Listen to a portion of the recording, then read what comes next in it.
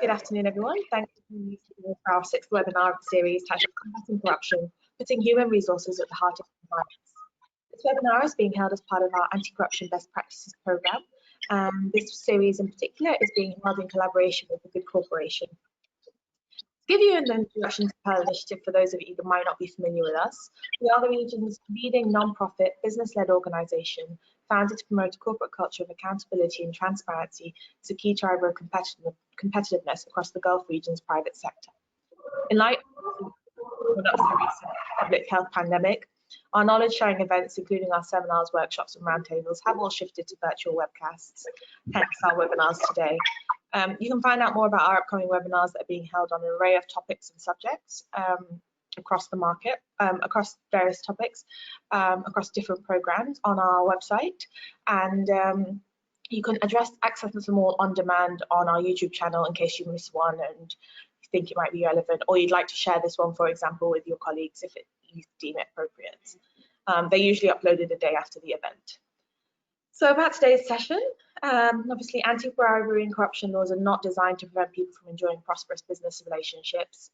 Exchanges of gifts, offers of hospitality, recruitment dilemmas and conflicts of interest are all key areas of corruption risk which pass across desks of human resource functions on a daily basis. Data shows that human resources is one of the compliance areas where the gap between the worst and the best companies is the largest. Excessive hospitality and conflicts of interest often attract the wrong kind of attention from regulators. Today's webinar will examine data from over 100 anti-bribery and corruption assessments, in which more than 7,000 business practices have been put to the test. From this data, we will identify those areas where human resource departments most often fail, and the quick wins companies can implement to help them succeed. Leveraging the expertise and knowledge from our guest speakers today, we aim to discuss how human resource departments are affected by global anti-bribery legislation, and we'll also shed light on a few examples of where human resource departments most often fail in their duty to uphold anti-corruption standards, and a few examples of human resource departments exhibiting best practices. To lead today's session, I would like to introduce our speakers for today. Joining us from Qatar is Mohammed Mansour, Chief Compliance Officer at Power Bank. Mohammed started his career in the USA in the field of finance and management, where he held senior positions in various roles before joining the Central Bank of Lebanon as a senior officer at the Treasury Department. Mohammed is a founding member of Lebanon's Financial Information Unit, a certified anti-money laundering specialist, certified compliance officer, an advisor to the Union of Arab Banks on AML and compliance matters, and an expert trainer. Mohammed is also a frequent speaker at regional and international conferences. Mohammed is also a founding member of the MENA FCCG Financial Crime Compliance Group, consisting of 12 MENA banks chaired by the Union of Arab Banks and supported by the MENA FATF. Prior to joining Power Bank, Mohammed was the Chief Compliance Officer at the Commercial Bank of Qatar and has more than 18 years experience in the compliance and anti-money laundering field. Thanks, Mohammed, for joining us. We look forward to your insights for today's session. Joining us again today from London is Michael Pollitt, Senior Business Ethics Consultant at Good Corporation. For those of you that have been attending the series, you'll know that Michael has become a familiar face for us all. And thank you, Michael, for joining us. Michael is a regular speaker and trainer on business ethics and issues of ethical company culture, and has conducted business ethics training sessions and webinars across the MENA region, including most recently a day-long workshop on business ethics and compliance with clients and potential clients of a European bank in Cairo. His experience in the MENA region also includes working in Algeria and Saudi Arabia. Before joining Good Corporation, Michael worked as a lead researcher and advisor on the business ethics to the chair of the Modern Slavery Bill Evidence Review at the UK Parliament. While in Parliament, Michael worked with a number of high-profile UK politicians, government ministers and government suppliers, focusing on business ethics in general and human rights in particular. Before I hand over to our esteemed panelists today, just to note, we do like our sessions to be as interactive as possible, so please do take advantage of their knowledge and insights and ask questions through the Q&A function on the right of your screen, and the speakers will try and answer those before the end of the session. Take advantage. As you can see, we've got a vast body of experience with us today, so enjoy. And I'll now hand over to our speakers. Michael's going to start with a 10-minute presentation highlighting the work of Good Corporation and some of the research that they've undertaken over the past few years by virtue of their work, and then he'll initiate a deep dive with Mohammed. Over to you, Michael. Thanks so much. Thanks very much, Yasmin. It's great to be back. We're really enjoying these sessions, and we hope that your participants are as well. Yasmin mentioned there the importance of asking questions. Every question that gets asked during this session, I will be able to see on my screen here. So if you see me looking at the corner of my screen, I'm not looking at emails, I'm looking at questions coming in from you guys.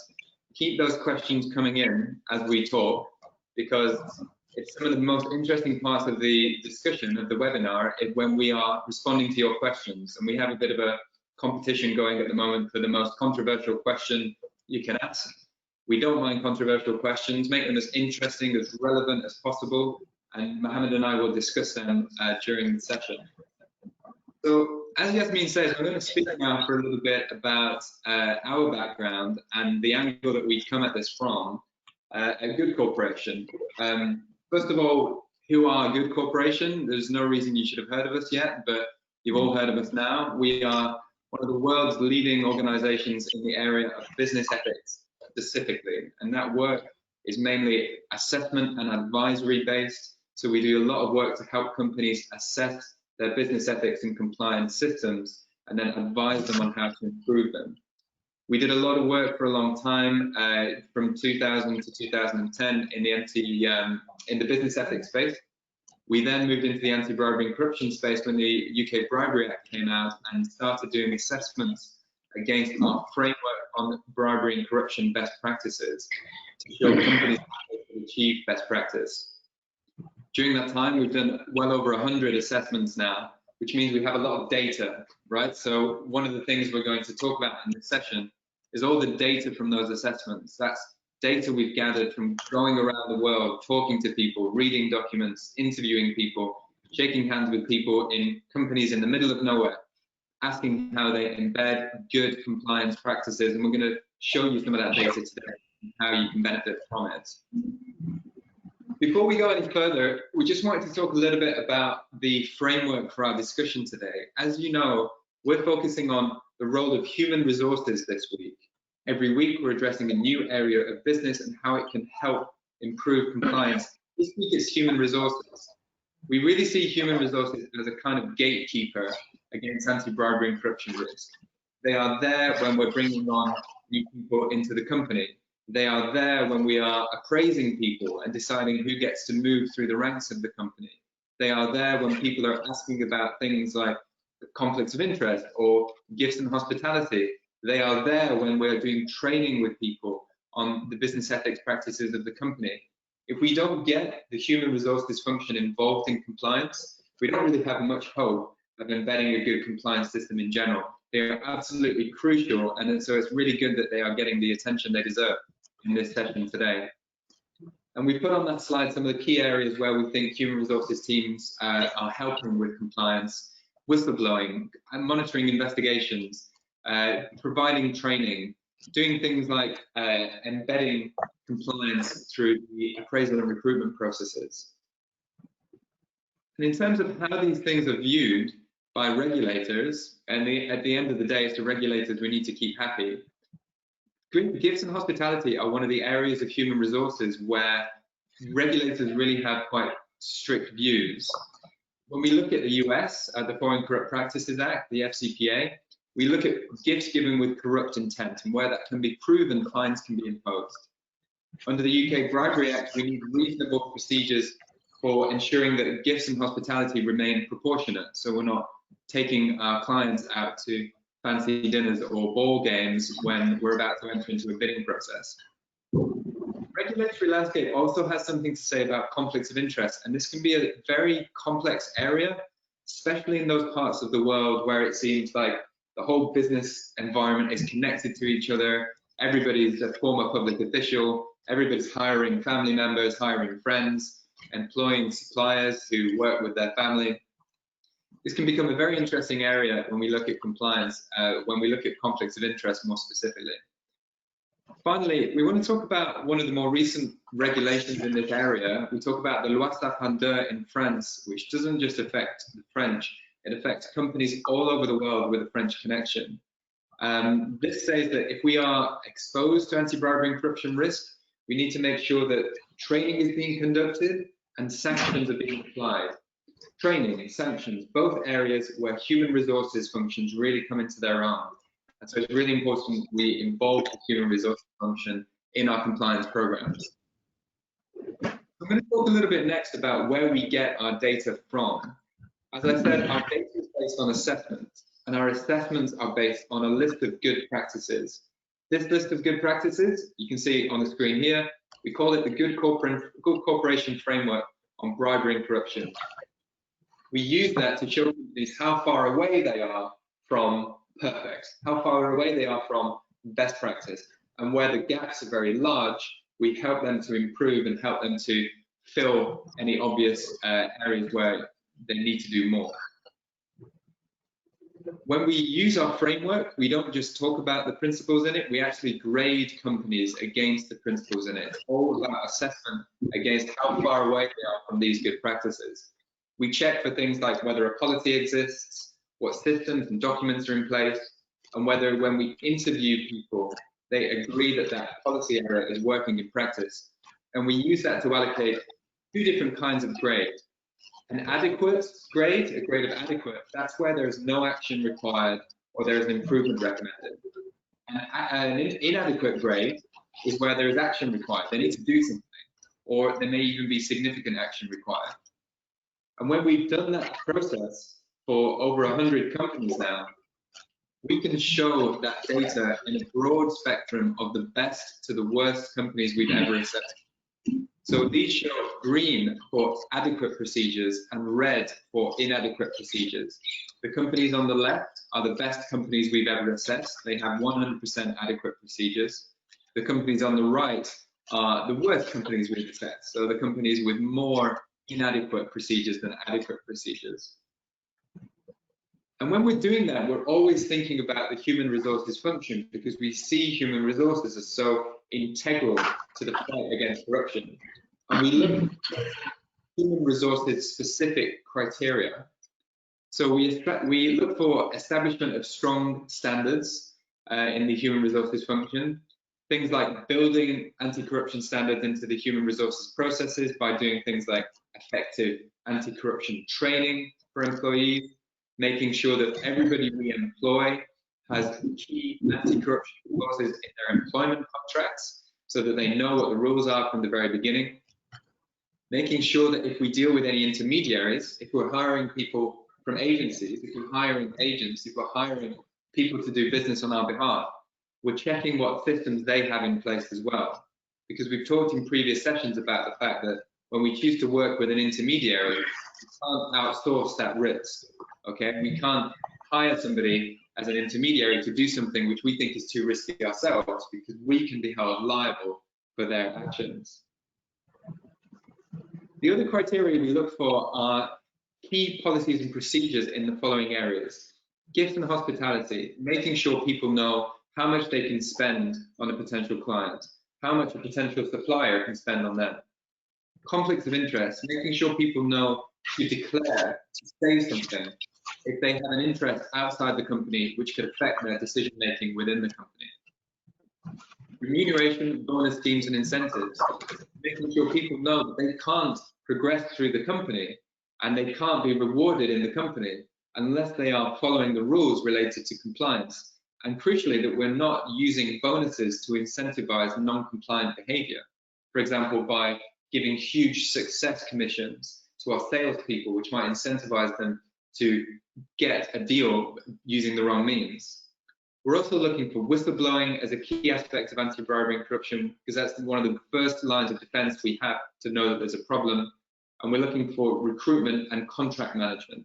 So making sure that as soon as we hire somebody, we know if they have any conflicts of interest, and we've done our due diligence. And as soon as we hire somebody, they have a contract in place, which means they know what the rules are.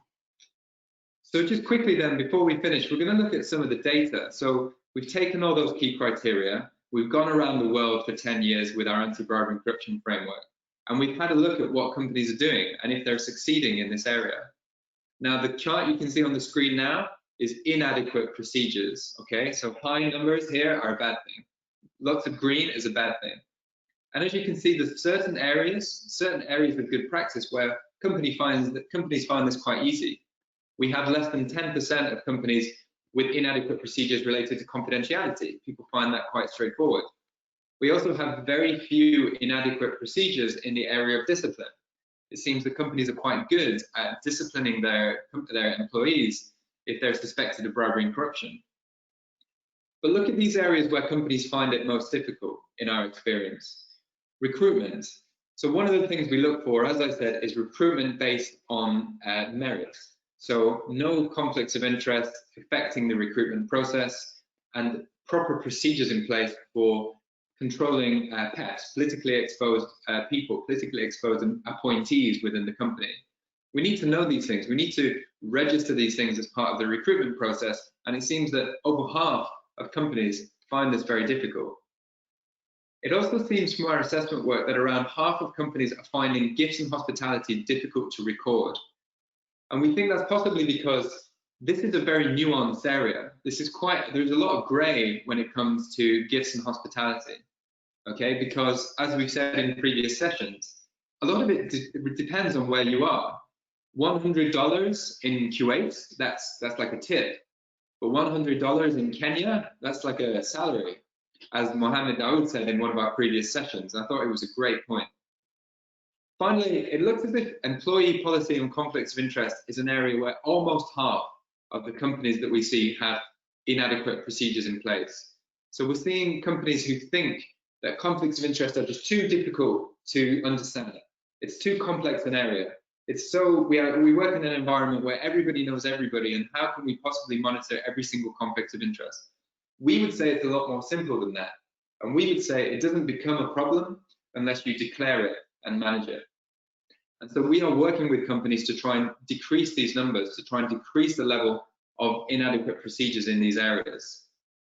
Because as this slide shows, the bottom quartile, so the worst companies we assess, the dark green, have many more inadequate procedures in these areas compared with the light green, compared with the best companies we assess.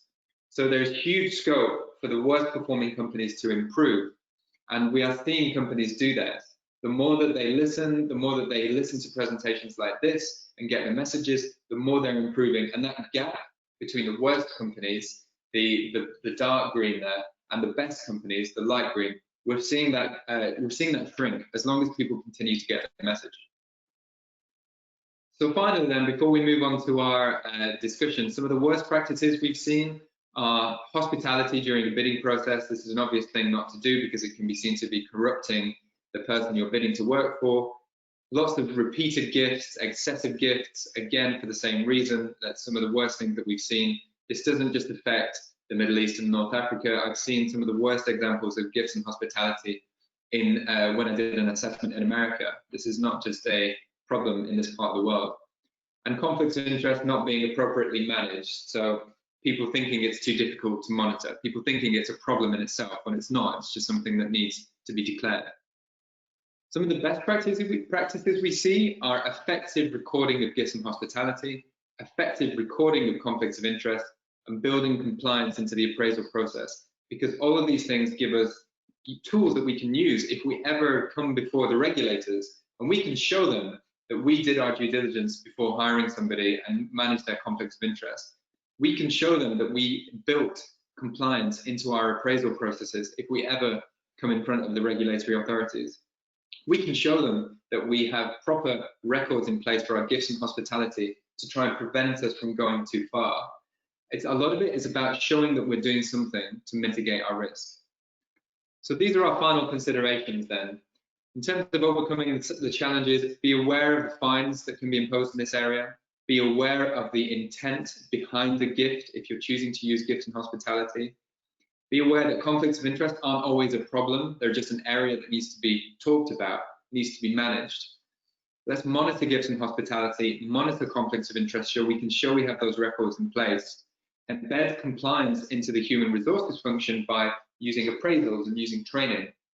And finally, where our human resources function extends further to intermediaries outside the company, where we're hiring people to do jobs on our behalf, let's make sure we have adequate procedures in place for them as well, because we can be held equally liable for their actions when it comes to bribery and corruption.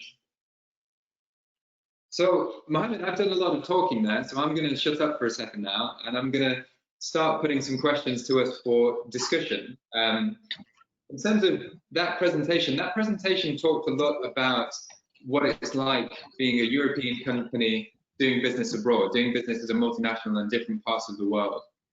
And a lot of that is based on the idea of awareness, right? So a lot of the European companies we work with have a good level of awareness. Can you tell me more about the different levels of awareness that you're seeing among companies in the MENA region specifically? Yeah, thanks, Michael, for the question. Well, I think being in the MENA region, and this could be associated with probably many of the attendees who are from the MENA region, who can really correlate and identify with the status of the ABC regulation within our region. Definitely there is a discrepancy or disparity between the level of awareness that exists within our region versus the maturity level of awareness, say, for example, in the United States or within the European Union.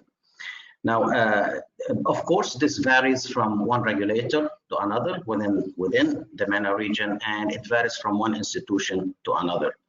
If we were to talk about, for example, financial institutions, definitely the level of maturity is way higher than, say, many other business segments, say, for example, the construction segment, you know, or the general services businesses within our region, because we have those regulator that we need to answer to. Of course, the maturity of the regulation also varies. I'll take an example, my own regulator. I'm an entity that is regulated by the Qatar Financial Center, and the Qatar Financial Center regulation is basically a replica, or it's based on the UK common law, you know, and regulations. So the demand from the regulator on my institution is way higher, say, for example, if you want to compare it with the central bank on the ABC aspects. So, of course, add to that the general culture that we exist in, the corruption, the identification of corruption could vary from one institution to another. You know, given the fact that you're in a culture which accepts, you know, hospitality, accepts gifts and presents, and sometimes could end up being offensive if you were to refuse. Of course, this doesn't, you know, contradict with the regulatory requirement, because bottom line, you're a regulated entity that you need to abide by the law. But in terms of the definition of the corruption and how frequently does it fall under the radar, you know, of management or people, this is really it's a bit questionable, and it doesn't always get identified. So this compiles the problem further in terms of the level of the awareness regarding anti-bribery and corruption laws. You add to that the fact that in many occasions, when we look at, for example, compare the regulation of anti-bribery laws versus for example, AML, you see the differences here in terms of the emphasis from the regulator. I think the AML takes a bigger chunk of attention from the regulator because it's also being followed up by the global watchdogs, you know, say, for example, the FATF, who is basically assessing countries based on their AML controls, versus the anti-bribery and corruption laws is still initiatives that are carried out by local regulators, and in many occasions you find that it doesn't fall under, for example, for financial institutions, anti-bribery laws are not always under the wing of the central bank. It could be under certain ministries and other government agencies. So here it gives it the influence, you know, how much is it important to financial institutions. Another example is what we observe, for example, from the regulator is when examiners come on ground and examine things. The ABC laws take a really small chunk of the review that is being carried out by the regulator versus other regulatory requirements like AML and then the general compliance area. So the level of awareness definitely it's not at par with the European Union, despite the fact that there has been serious development in this area the last, say, 10 or 15 years within our region. But I think there is much more work to be done. A lot of this has to do with training within financial institutions. You know, it's not always the onus is not always on regulators. You need to be proactive, because these days institutions do operate in a global economy. So even if you don't abide or your local regulator does not enforce this to a higher extent, you are still an institution that are dealing with foreign customers. You have subsidiaries which basically you need to abide with the international and global regulation on ABC. So I think the level of awareness, it exists, but it's not at par. But I think there's much work still to be done in this area. Yeah, and so you talked a bit there about sort of maturity level. You touched on that briefly, and I wanted to talk about that as well, because sometimes we think of, you know, anti-bribery corruption regulation a bit like, you know, the Bible. In the beginning, there was the FCPA, and then came the UK Bribery Act. But that means that there is a sense in Europe and there is a sense in America that our anti-bribery and corruption regulations are quite mature. You know, they've had a long time to develop, and they've had a long time to get more strict, and more examples have come to light of companies who do the wrong thing and who are punished under these laws. Are you seeing much difference in terms of the maturity level of these regulations when we look at the US and Europe versus the MENA region? I think again, it's the maturity has to do with the awareness. Okay. Again, there has been very good progress the last few years within our region. I think what has been demanded from the regulator, specifically, I'm focusing here on the financial sector. The financial sector cannot afford not to abide with these regulations, regardless where they fall, so be it the central bank or any other agency within the government. I think there has been very good guidance issued from international regulator, and financial institutions has been kind of proactive in ensuring that they really implement these controls. Part of many of the financial institutions governance framework, it does cover the anti-bribery and corruption laws. They go into the assessment of the controls that are in place and the outcome, and try to basically evolve their policies, amend their policies and controls based on what's identified. Of course, this varies also based on the institution, geographical presence. Is it a local entity versus an international entity that has presence in several continents? And here comes the pressure of being able to abide with the multiple, regulators, because even ABC laws do vary to a certain extent from one country to another, or from one regulator to another. But still, I think the level of maturity in our region, there's a very good progress. I think the intention or the good intention is there. We prefer to see this to become more of a culture that spreads across all type of institutions. It's not, the concern is not only financial institutions, non-financial institutions, because this has to do with the economy of the country and the impact of bribery on the economy itself, and the reputational, impact on the country or the financial institution. I think, yes, the maturity is reaching there, but we still need a little bit work to go in this area. And so we talked quite a lot there about the regulatory environment, and that's important because that was one of the first things we talked about in the presentation, and it's a really important background for what we're talking about. I'm going to move us away a bit from regulation and these kind of supranational issues. And I want to think more about the way businesses really work, okay? Because I've said a lot in my presentation about how human resources needs to be at the heart of compliance. Human resources needs to work with compliance. But when it comes to reality, often compliance and human resources are two different functions within a business, and businesses are just groups of human beings, and human beings don't always talk to each other very well. And so I'm wondering about those interactions that we need between human resources and the compliance department. Are there any big problems there in your experience? Do you see those two functions interacting well together? Are there any ways we can improve the interactions between the human resources and compliance functions? Is there anything more that human resources can do to help the compliance function? I'm asking you that in your role as a Chief Compliance Officer. Do you see the support you need from the human resources colleagues? Sorry, I lost you for a second. Sorry, can you give me just a second? Sorry.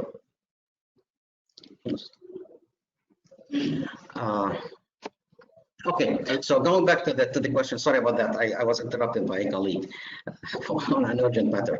I think it comes down all to the basically the culture within the institution. When we talk compliance, I think all compliance officers do repeat the same kind of thing in sense.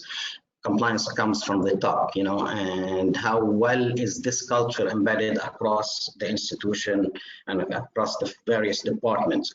If the tone comes from the top of compliance, is a priority to us from the board level across to all business divisions, then this means compliance will become an integral part of this institution, and it works hand in hand to assist the business divisions, first of all, to become compliant and see where can they help in raising the awareness and assisting them to be fully compliant with whatever being requested from your regulator. Companies for the human resource function, I think coordination starts from day one. Okay, if we're talking here about staff, employees of an institution, compliance can get involved from day one in the screening process of, for example, of staff.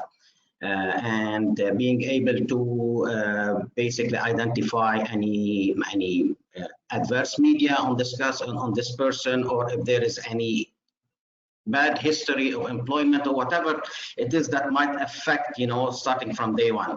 And I consider it's an involvement from, onboarding the customer at day one till probably the exit interview after 3, 4, 10 years, whatever it is, because this is a curve that everyone needs to align their work on, and compliance and HR, they do work hand in hand.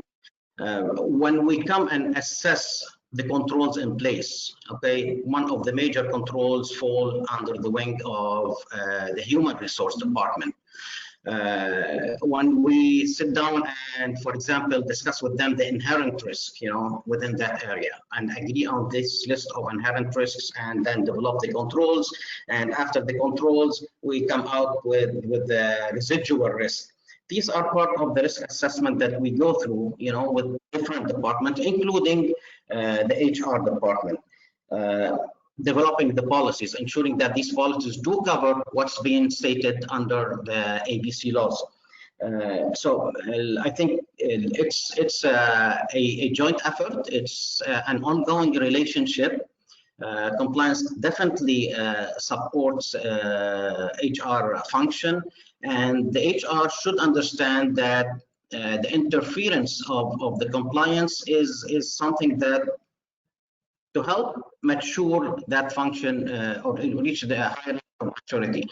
A lot of coordination happens between compliance, legal, and HR, for example, under the whistleblowing policies, reporting, the hotline, investigations, all of these things, compliance does fall, into that formula.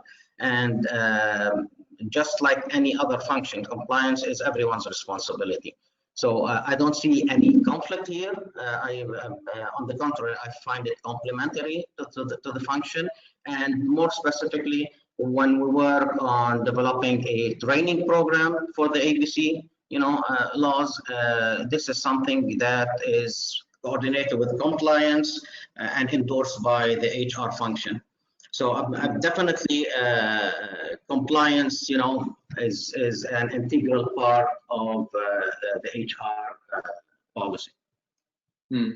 I think I agree with that, and I think in our experience, what tends to happen is when it goes wrong, is that compliance functions forget what an important role they have in terms of ethics and compliance, because it's one thing to get an email from the compliance department to say, we have a new policy in this area, please make sure that you read it. It's a totally other thing to be going to your appraisal knowing that you're going to be appraised on how well you know the company's policies in a certain area, knowing that you're going to be appraised on how well you are upholding the company's values, knowing that you're going to be moving through the company or not moving through the company, depending on how well you follow the rules related to things like gifts and hospitality, for example. When it affects our careers, we really care about that.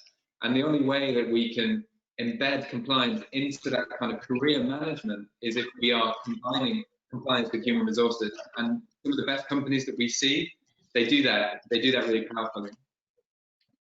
Keep in mind that these days, the influx of regulation that's being rolled out by regulators across all types of regulations and all types of business division, that creates a lot of pressure, on the business units, including HR, in becoming, getting involved and first of all interpreting the regulation, implementing the regulation, and ensuring that it's working.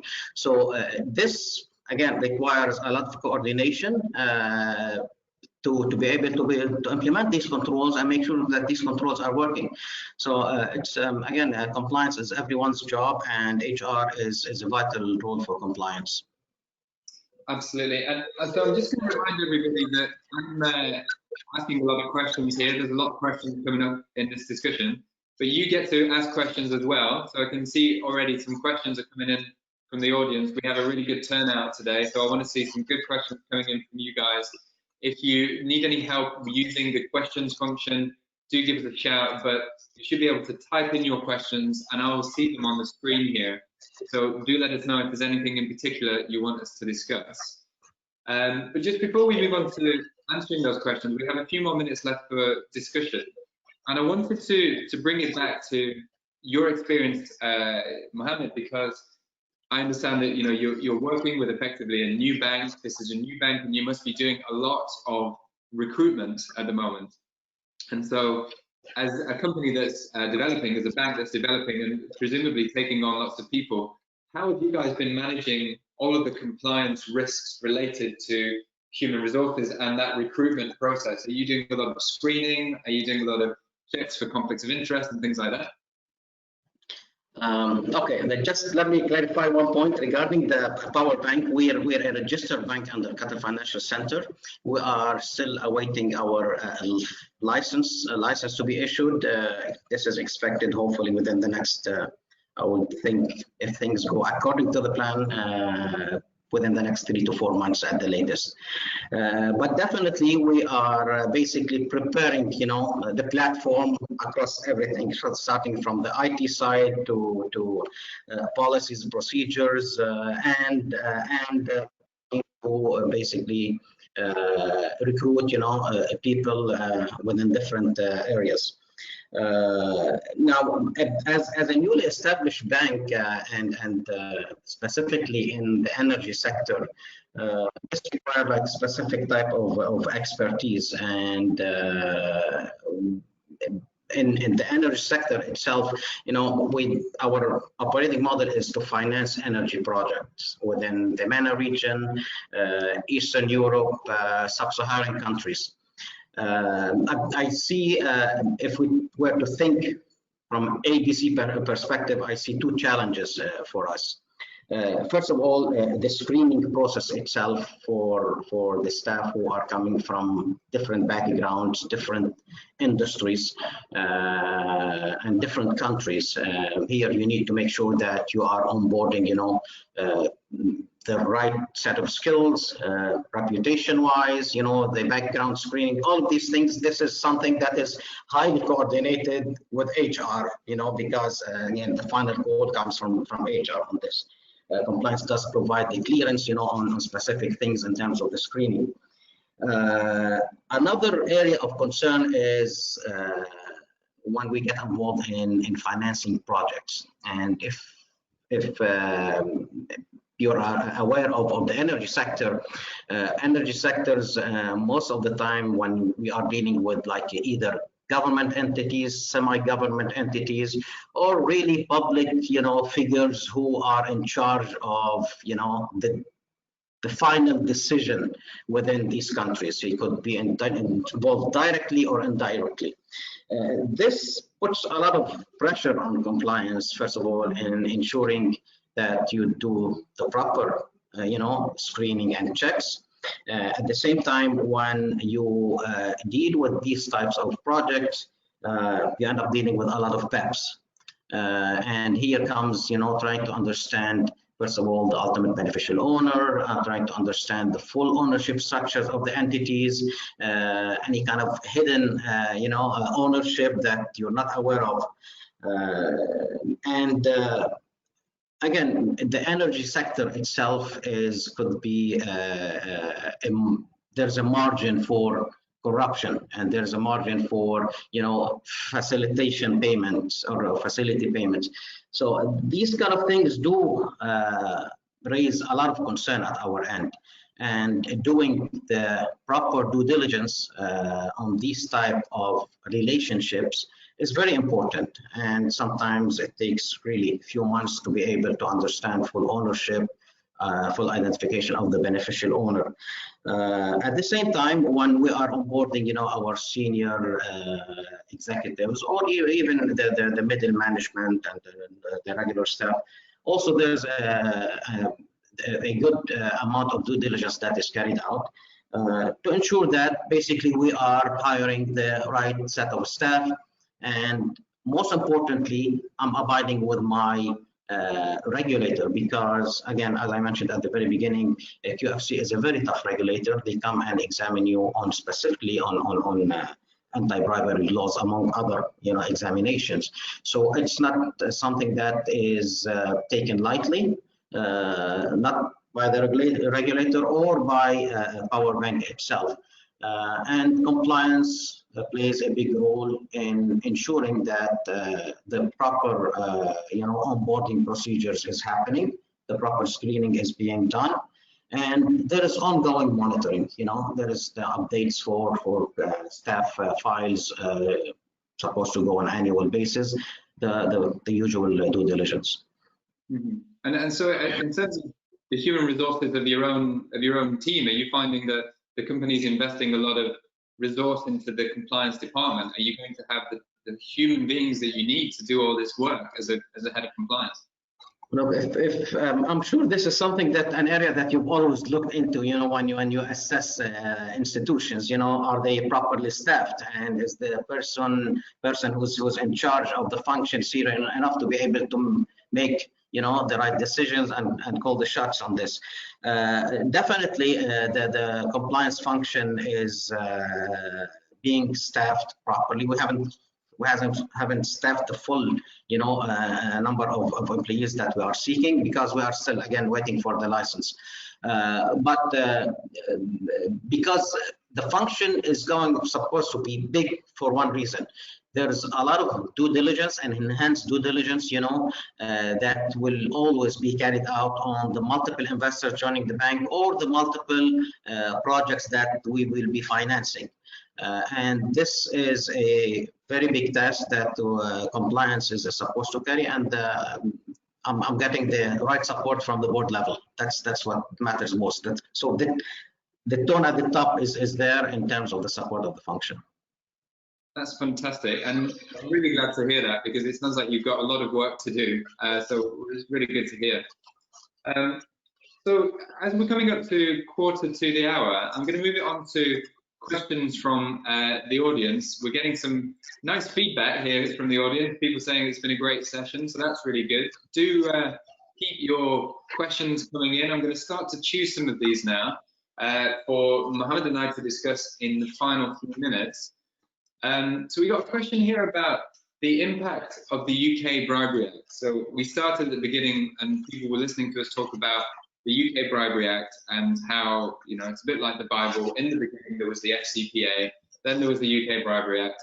And this question is about how that UK Bribery Act has affected international laws. So do you have any views, Mohammed, on how the UK Bribery Act has reverberated around the world? I mean, from our point of view, I think we would say that it's caused a lot of interesting developments. When we looked at the French loi Sapin-II that came out 3 years ago now, of course we did a comparison with the UK Bribery Act. And what we found, which was interesting, was that whereas the UK Bribery Act is quite kind of prescriptive, you know, you don't do this, you don't do that.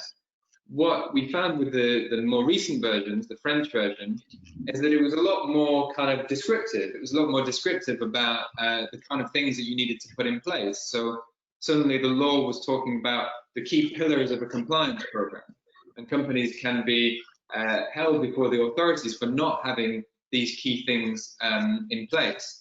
And it was a lot more kind of descriptive about what those things needed to be, whereas the UK Bribery Act was very much saying, if you don't have these things, then you're going to be in trouble.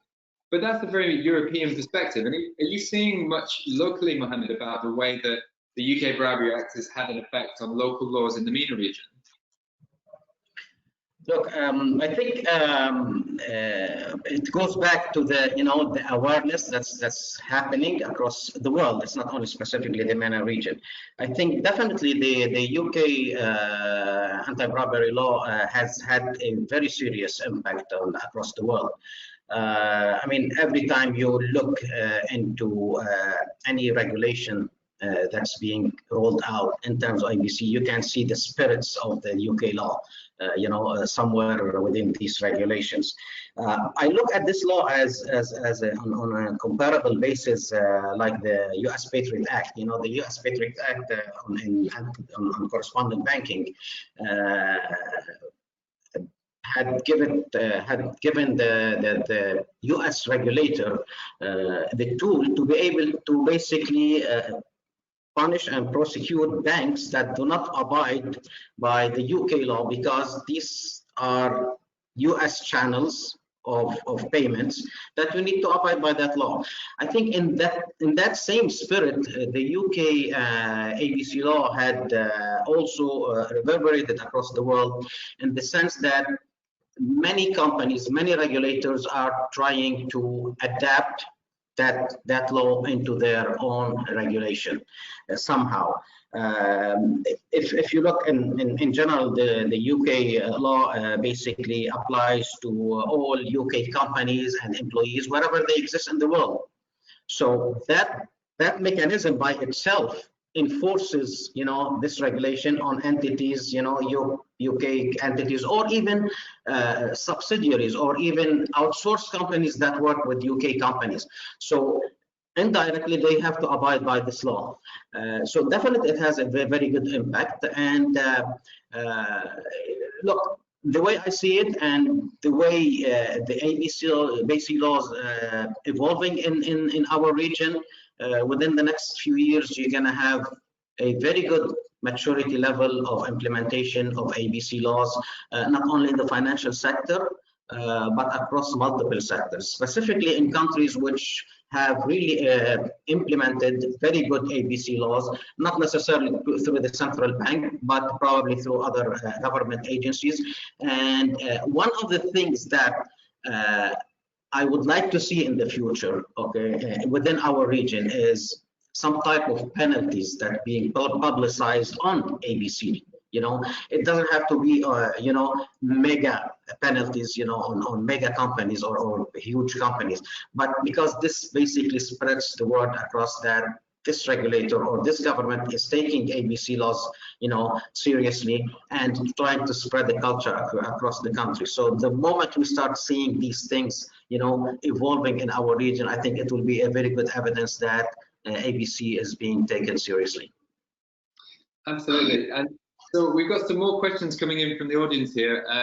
A couple of questions for you, Mohammed. Someone's asking here, do you believe, Mohammed, that regional financial institutions and corporates are mainly looking to the national regulations when it comes to setting up anti-bribery and corruption programs, or are they embedding internal regulations such as the, or are they embedding international regulations such as the UK Bribery Act and the FCPA? Well, I think it's yes and no. I think the answer would be yes and no. It depends on the institutions.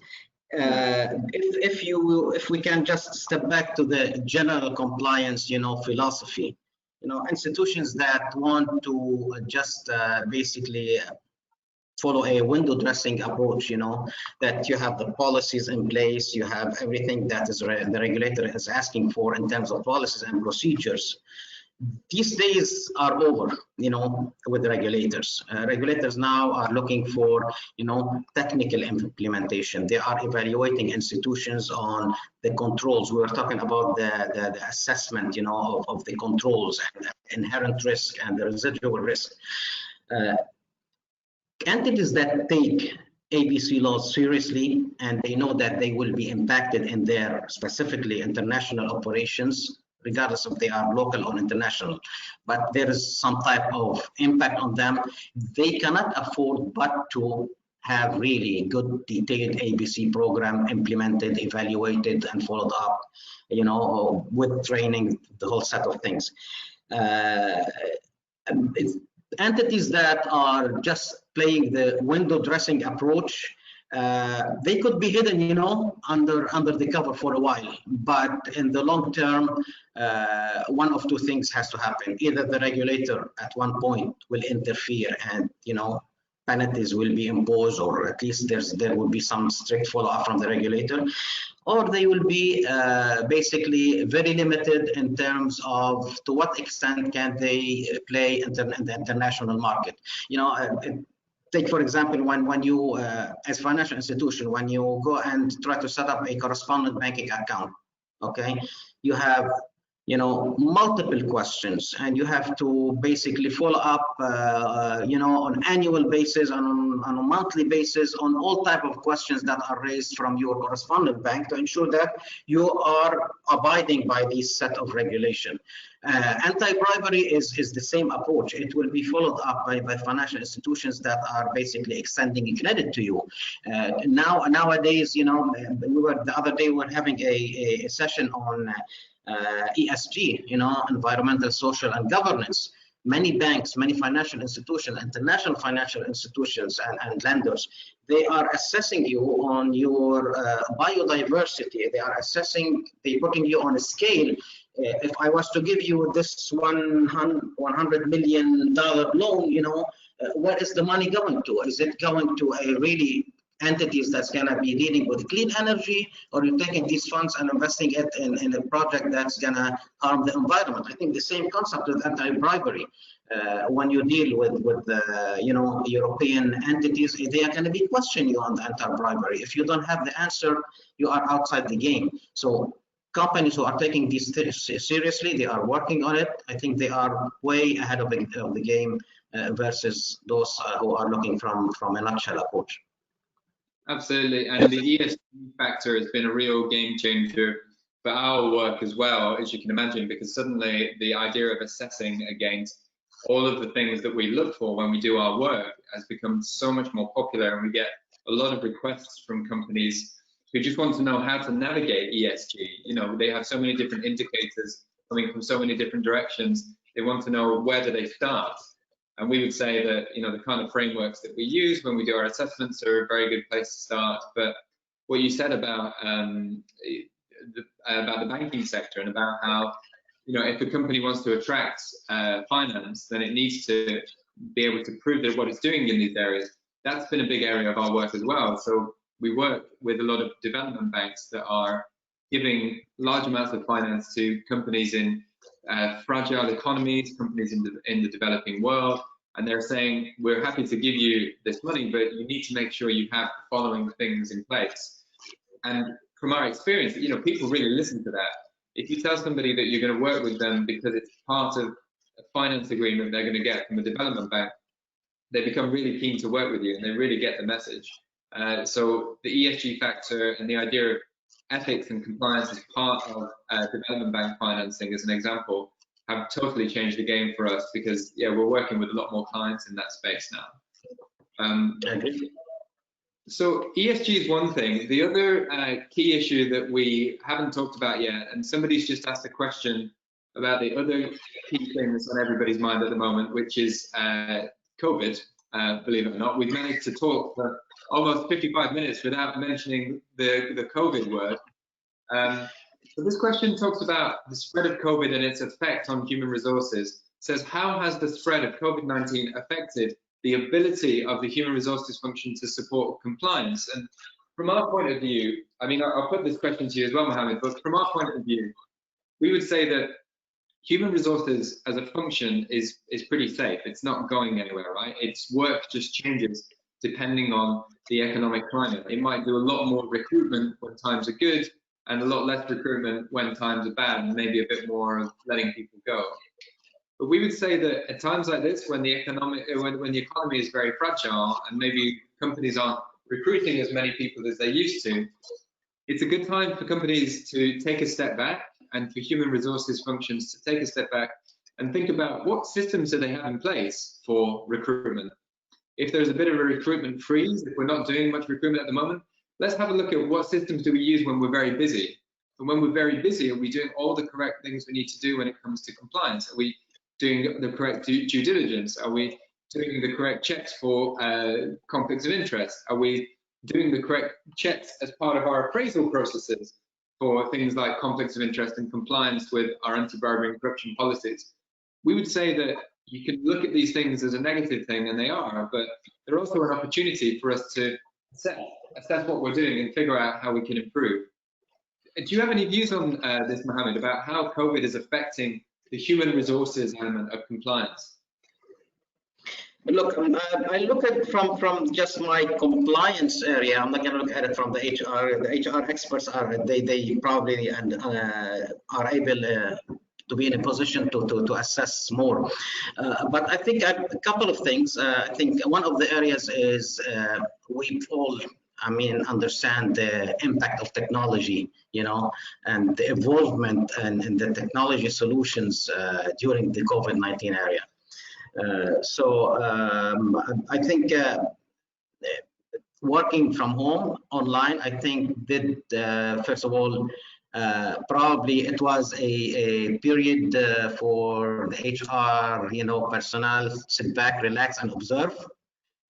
For one thing, I think after the COVID, era is over, I think we're gonna have completely different approach. I think they are assessing the situation. They are probably reshuffling, how things are done in HR and how to deal with staff, and because this is something new to everyone, and we are on a learning curve. Definitely, there are a lot of changes that will come out after that.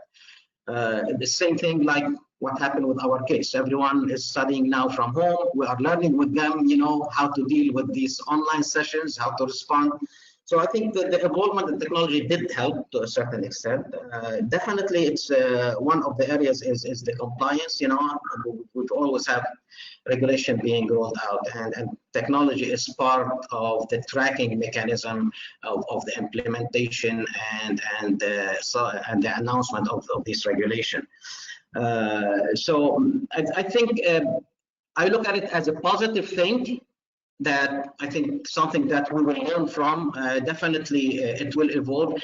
One of the things that I observed is that many of the, call it the bureaucracies of the system, came to a halt during the COVID-19 period, meaning you didn't have to go through a lot of formalities for approval of things that it would take 2 to 3 days in the old days, to approve. Now, they are more flexible. I think given the current situation and given the fact that everyone has to have everything available at their desktop, so technology did help in this area. Hopefully, after the COVID-19, we will have a different approach. But again, compliance will always be a helping hand to the HR function. I totally agree with that, and I think it's taught us, as one of another positive from COVID, it's taught us how to use technology for things like this, to have conversations about key issues, to do training in this way. Everybody's a lot better at webinars now. Everybody's a lot better at online training, and everybody's a lot better at having conversations like this, where we all get together from various different parts of the world and we talk about the issues that really matter. And I think that's a really good place for us to end, Mohammed. I'm only going to talk about the next session that we have in the series will be not next week, but the week after. We're going to be talking about procurement and finance, and everybody here is invited to that next session. Do try and do the whole course of 8 sessions. We have a report that goes along with it, which will give you more information about the topics we're discussing. And I hope to see you, not next week, the week after, to talk about our next topic, procurement and finance. And Mohammed, I just wanted to say a big thank you to you, because that's been a fantastic session. Thank you, and thank you for the audience. Thanks for the attendees. Really appreciate their presence. It's been great, and we will share the slides after this presentation finishes. But for now, huge thanks to Mohammed, huge thanks to everybody for joining wherever you are, and we look forward to seeing you again at the next session. Thank you very much. Thanks a lot. Have a good day. Bye now.